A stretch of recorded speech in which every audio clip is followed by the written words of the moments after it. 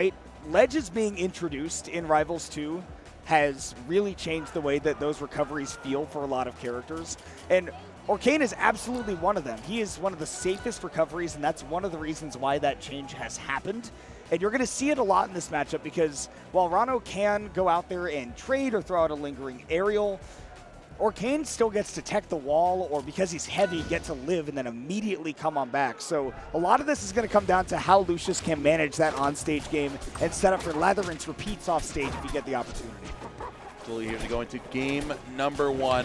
Early on, Melon looking to pepper out those puddles, trying to set the tone, set the tempo early on. And Lucius has no intention of interacting with them, saying, hey, I've got my own little water. It's not as big as your little puddle obstruction in the ground, but you got to watch out regardless. We've got two transcendent water ideas that we need to respect on either side. The two bubblers, right? Any bubblers? Any bubblers?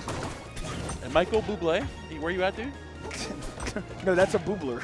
Oh, my sorry. And you got bubblers, not booblers. That's where I'm at.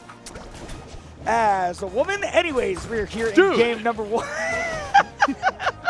I'm not going to let you get away with that In game number 1, you absolutely will. Yeah, you right. absolutely You're will. Right, I will.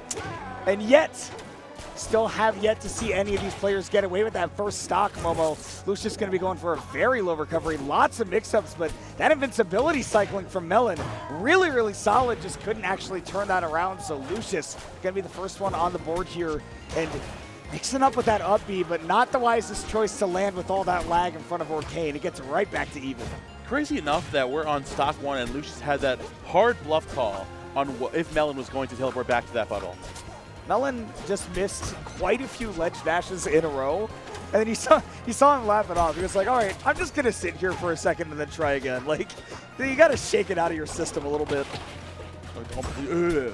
Nair bounce also out of the game, by the way. Shout outs to that. But now we got that back throw back from ledge into down strong. Lucius going out there with that nair, challenging Orcane off stage. Like the pull stash being a pivotal part of a matchup like this, as Ranno can most certainly keep you in the blender for a long time. If you have any move, any access to getting away from that, by all means, you gotta take advantage. Ooh, didn't have the distance with no jump. Right, that pulse dash didn't really open up that recovery opportunity. And you saw that Lucius was hawking around that puddle to try to finish off that stock earlier. Whiffing a lot of moves off stage. Melon, the spacing just has not been perfect thus far. And meanwhile, Lucius has just been pounding him hit after hit. Tons of damage being built up. Tech chase, but not quite far enough. Delaying your recovery with that down air Whoa. on the bubble. Up air's not going to do it just yet. Lucius trying to make it back, but the deck is taking that stock, avoiding the bubble completely. Yeah, Lucius was not ready for that burst movement, which is the core tenet of Orcane's gameplay. It's all about that burst movement, being able to play around that puddle, and that was a showcase of both of them. You can see when that puddle's on the ground, Lucius just says, yeah, I'm not engaging with that. You have fun over there. Oh my God. We're having too much fun. Ranno getting juggled to Kingdom Come, unfortunately trying to land back down there again. Has that bubble as a safety net, but Melon, not too worried about that one. The forwarder coming out, not going to take stock just yet. Setting up with those needles. Nice. Turning back to another stage when Lucius was able to get there just in time. Uno parry on the puddle, but it didn't even matter. Perfectly set up after those needles for the nair. Pulse Dash was never going to be able to get through that. It's one of the reasons why it's gone. It's a little bit unintuitive as a recovery mix-up, and saw Lucius take advantage of what happens when the Orcane does not have a puddle off stage. So it's going to be the Ranno going up 1-0. Dude, missing that deal. What's going on, man? Is everything okay at home? I don't know anymore. Oh, no. You were saying? I was just going to say, I love that when Ranno charges his needles on this stage, it has like that glistening like shine on it. Next time you see Lucius charge the needles, just see the like lighting effect on it, because it's like coming off of the spotlights. It's really sick. This game is sick. This game is awesome. Oh, Lucius, I mean, honestly, just brute forcing his way out of that joke situation. You know, saying, I'm quite tired of getting it with Orcane up air. I'm going to land back down with my retaliatory down air. Now that down throw comes out, bring on the double nair, have time to get back to that puddle, which means gives Lucius a chance to recover basically for free. Oh, the bubble on the fly though. Gotta parry that up B, but Melon didn't know the counterplay. Instead, just opted to try to hit him out, and Lucius able to make that escape with the needle storm. Got to be careful about popping that again, but first stock popped off. Melon really getting a lot of value after getting those initial first hits that just took Lucius deep in those percents. Will certainly be puddling back to stage. There you go, down throw, trying to make some space there with those down tilts. Finally, Melon back in the driver's seat, getting that extra damage back up. The up special catching you on the way back down outside of that puddle. Okay, nice movement. Tried to get the Orcane set up in the bubble, but instead perfectly set up for that up air. So Lucius never going to be letting this Orcane get far away with that lead. High off of that flat, not going to find the up B cancel. Both the players kind of missing their pivotal move and extensions, and it's coming back to bite them. They say that though, forward air into back air, not going to find the sweet spot. Lucius Jenkins lucky starts with that one because you could have just straight up exploded off of that. You can straight up explode off of some of these tech chases if you're not careful. Good DI to just go way off stage by Melon, not giving Lucius even a chance to get it set up. The puddles are right back to activated, exactly where Orcane wants to be. All it just takes is, honestly, at this point, stray aerials can do it too. Lucius missing the wall jump right there, so fortunate way to end that stock, but Melon quite well earning this full stock lead that he's got. A little bit of spaghetti here in this set, and that's completely fine. The down throw comes down, Lucius going to catch the roll back in with the down strong. We're going to catch Melon getting over aggressive, playing around that puddle. Back down, dropping under the ledge. The down tilt. He's sitting completely on top of the puddle, not worried whatsoever. Waiting for Melon to overextend. You back away. The shield push on the down tilt, going to find you with that forward air. Lucius, we're finally seeing the confidence coming out and recognizing where Melon is comfortable and where he is not.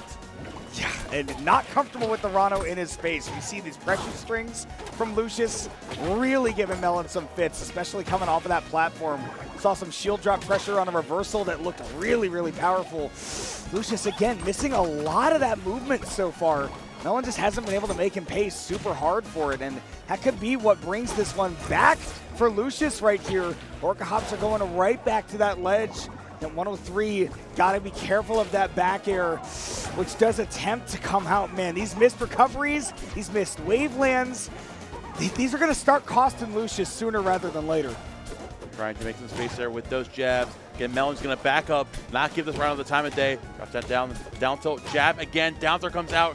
Waiting for the forward air afterwards, but great DI in from Melon, still hanging on. I love the up tilt because it sets up for the offstage situation too.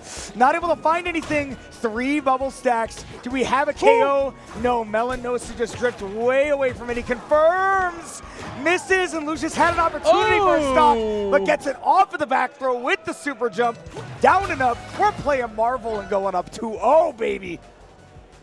Gotta get with the Hagar, bro. That was crazy. Yeah. Tung, tung, pung. Getting the KBR going. As we get into this game, number 3, running it back to Godai Delta. Considering the way that Melon has been approaching the ledge situations, I feel like we need to see more of that Orcane aggression. We can't let, we're seeing Ranno running up to us and we're freezing up. We need to see Melon dropping back down. We're like, I seen it in the early this weekend, honestly, like more usage of like the down air, like that, exactly. Challenging Ranno, running up there, thinking, hey, wait a minute, you can't leave that for free. It's especially, you know, I think important to see comfortability in the up-close situations. But yeah, you want to talk about off-stage not working out? That is your example. Great mix-up. But Lucius still hanging on in a strong way, dropping back down with the forward air. Hold on, Lucius is feeling himself. Oh my God! Who is this guy? Needle Storm. I thought we were going to see Needle Storm, but you know what? Honestly, big damage. I never switched it up. That was Aura. He got it. Maybe he thought he had his double jump for some reason, thought he could jump and make it back. Like, nah.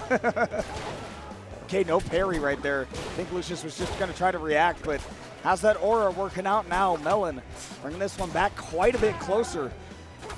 I don't know if it's going to happen, though. Lucius has got the momentum of a lifetime right now. Oh, no. All right, all right. Hey, you guys got any good recoveries? We got hype moments in Aura. Goodness gracious. The whole handing you a... It's the burrito, except it just says 4%. Oh, my goodness. No, I mean, at 132, though, Melon hanging on for dear life on the second stock. We can hang on to this lead. She'll get up coming in spades as well. There we go, getting some extra damage that we desperately needed to hang on to this lead before he slips away from Lucius. Okay, and 67% means that some kill confirms are going to be available soon. Going into last stock, Lucius with a couple of SDs has given Melon a real serious fighting chance in this game. Despite how much it looks like Lucius has been in control in this game number 3. Again, a missed ledge dash from Melon too, by the way. It just seems like Lucius is way more comfortable right now. Yeah.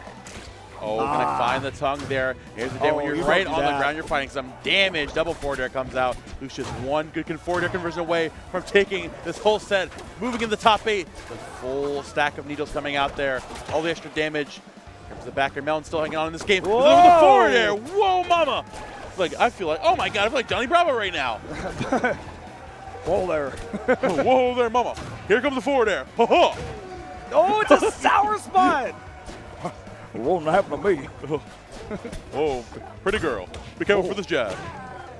Oh my goodness, escapes from Melon again, but Lucius, the 3-0 off of that down tilt forward air. Keep it simple, keep it clean. Breathe a sigh of relief. You earned it, King. One more slot locked in for that top 8, and we're going to be seeing that frog putting in some work because Lucius will be right back up there for the main stage. Tell him how you feel, there we Lucius. Go. Tell him how you feel. One of the Tri-State GOATs still got it. Unk still got it. I believed in him the whole time. I did too. I mean, Lucius, again, been playing for a long time, and there are some things that reaction time can't buy you, and that's experience. Lucius has got that in spades and will now be able to put that to work against many of the Midwest and other parts of the world's finest. In fact, let's actually take a look at that top 8. I want to see how this is going to shake out.